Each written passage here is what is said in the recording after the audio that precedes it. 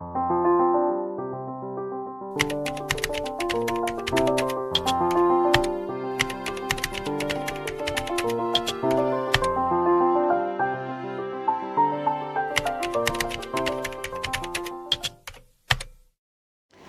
memilih pinjaman online karena pinjaman online ini sangat mudah untuk diakses, kemudian prosesnya juga cepat, dan yang pasti tidak ada jaminan atau agunan ketika kita mengajukan pinjaman. Kemudian yang selanjutnya, ketika kita mengajukan pinjaman online itu tidak banyak orang yang tahu, jadi hanya kita, kemudian dengan keluarga kita saja yang tahu.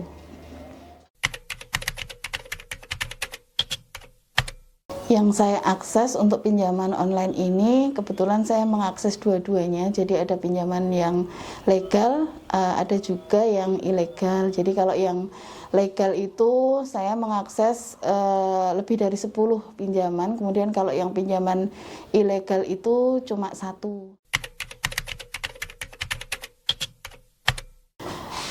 Perbedaan antara pinjaman legal dan pinjaman ilegal itu yang paling jelas itu adalah kalau pinjaman legal ketika kita mengakses satu aplikasi ya hanya satu aplikasi itu saja. Tetapi kalau pinjaman ilegal yang kebetulan saya akses itu di dalamnya ada beberapa perusahaan atau penyedia jasa pinjaman yang termasuk di dalamnya. Jadi saya mengajukan satu aplikasi tapi ternyata saya pinjam di beberapa penyedia pinjaman seperti itu. Kemudian perbedaan selanjutnya, kalau pinjaman legal itu mereka hanya mengakses kamera, kemudian mikrofon dan telepon.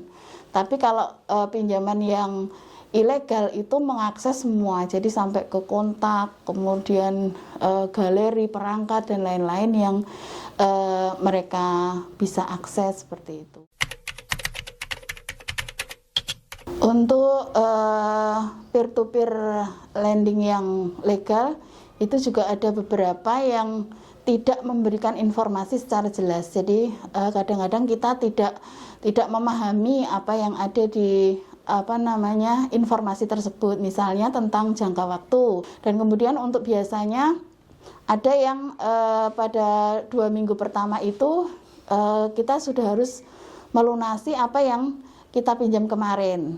Terus kemudian yang 2 bulan setelahnya itu baru bunganya yang kita bayarkan. Jadi memang benar 3 bulan, tapi di 2 minggu yang pertama itu kita sudah harus menyelesaikan dengan jumlah pinjaman yang cukup atau mengembalikan dengan jumlah angsuran yang cukup besar, dan itu sangat memberatkan. Misalnya untuk simulasi pinjaman 5 juta dengan tenor waktu yang sebenarnya di informasi itu adalah 3 bulan, dan ternyata ketika sudah keluar pinjaman tersebut di tabel angsurannya itu saya harus membayar di pinjaman pertama itu di 2 minggu, jadi tidak 1 bulan tapi di 2 minggu pertama itu dengan pinjaman kalau misalnya 5 juta itu saya harus membayar secara lengkap itu total adalah sekitar 8 jutaan. Gaji saya kan per bulan, jadi ketika saya harus membayar 2 minggu itu kan berarti saya kekurangan atau tidak ada dana untuk mengembalikan, dan akhirnya itu yang menyebabkan saya harus membuka atau mengakses pinjaman lagi. Jadi semacam gali lubang untuk menutup lubang sebelumnya seperti itu. Dan karena mereka terornya secara terus-menerus sampai mengganggu, bahkan sampai ke kontak darurat ya. Kalau di P2P lending yang legal itu kan mereka hanya bisa mengakses kontak darurat. Jadi sampai ke kontak darurat mereka sudah mulai melakukan teror, dan saya juga kemudian terus panik. Yang akhirnya untuk menutup ini dan untuk menutup rasa kepanikan ini, saya nekat maksudnya dalam arti saya mengajukan aplikasi atau mengajukan pinjaman di aplikasi lain untuk menutup yang pinjaman ini agar tidak diteror terus gitu. Dan itu terjadi secara terus-menerus seperti itu. Isinya misalnya ke pasangan ya, jadi sampaikan kepada pasangan Anda yang bernama ini untuk segera melunasi pinjamannya di aplikasi ini sebesar ini, seperti itu. Dan juga kalau di teman-teman juga seperti itu, jadi ke semua kontak darurat isinya seperti itu. Itu kalau yang legal. Kalau untuk yang legal ya isinya anak haram, ini maling lah, seperti itu semuanya keluar kayak gitu. Itu dalam bentuk SMS ataupun WA. Tapi kalau yang lebih parah lagi, yang mereka itu ngedit foto open BO karena tidak bisa membayar utang, nah seperti itu, keluar seperti itu kalau untuk yang ilegal. Sebenarnya perusahaan P2P lending tersebut terdaftar di OJK karena saya sebelum mengakses pinjaman atau sebelum mengakses aplikasi itu selalu melihat apakah pinjaman ini atau perusahaan pinjaman ini legal atau tidak. Itu saya selalu melihat di informasi yang ada di internet bahwa pinjaman yang akan saya akses ini legal, jadi legal dan terdaftar di OJK seperti itu. Sementara kalau untuk yang pinjaman ilegal itu juga terjadi karena ketidakpahaman saya juga, karena di aplikasi yang di Play Store itu kan ada gambarnya, jadi di situ juga ada tulisan OJK di situ. Jadi saya juga mengiranya itu juga terdaftar di OJK seperti itu. Menurut saya memang harus ada perbaikan sistem di pinjaman online tersebut terkait dengan jumlah pinjaman, kemudian tenornya, kemudian angsurannya berapa. Itu kan simulasi tentang pembayaran angsuran itu harus dijelaskan di awal sebelum kita menandatangani perjanjian untuk pengajuan pinjaman. Jadi tidak setelahnya. Itu mungkin yang perlu diperbaiki kembali. Kemudian untuk untuk OJK, jadi memang pengawasan saya rasa harus dilakukan terus-menerus agar masyarakat juga bisa memahami manfaat dari adanya pinjaman online tersebut. Kemudian alur pengaduan ketika ada masalah itu juga bisa disampaikan agar masyarakat itu merasa bahwa ketika ada masalah mereka tahu harus ke mana.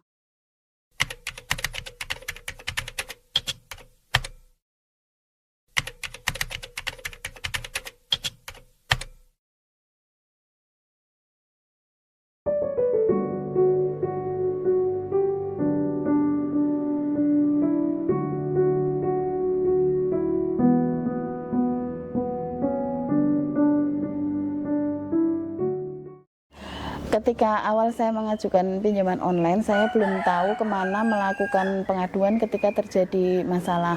Setahu saya, karena ini berkaitan dengan keuangan, maka pengaduannya ya ke OJK. Tapi waktu itu saya belum belajar. Dan ketika terjadi masalah yang merugikan saya selaku konsumen, kemudian saya mulai belajar, mempelajari, mencari tahu tentang alur pengaduan ke OJK. Salah satunya adalah melalui kontak 157.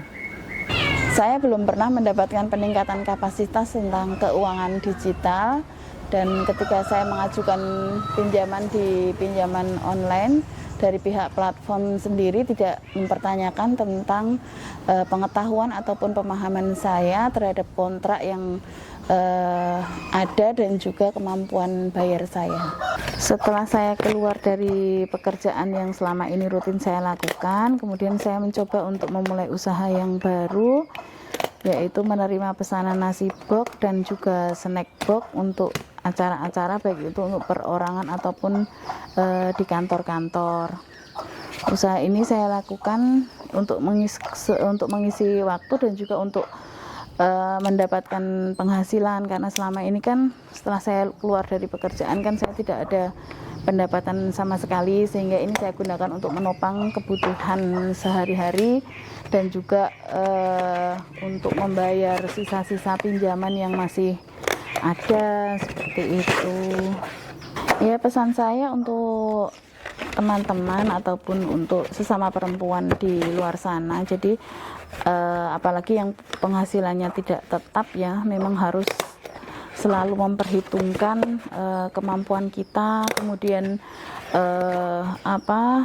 menimbang-nimbang dahulu, mempelajari dahulu sebelum melakukan sesuatu. Jadi ketika terjadi masalah tidak sampai menimbulkan hal yang fatal seperti itu. Dan yang paling utama sebenarnya komunikasi dengan pasangan ataupun anggota keluarga yang lain, jadi agar setiap masalah itu bisa segera diselesaikan dan tidak hanya menjadi tanggung jawab sendiri, tapi juga menjadi tanggung jawab bersama. Jadi tidak keberatan seperti itu.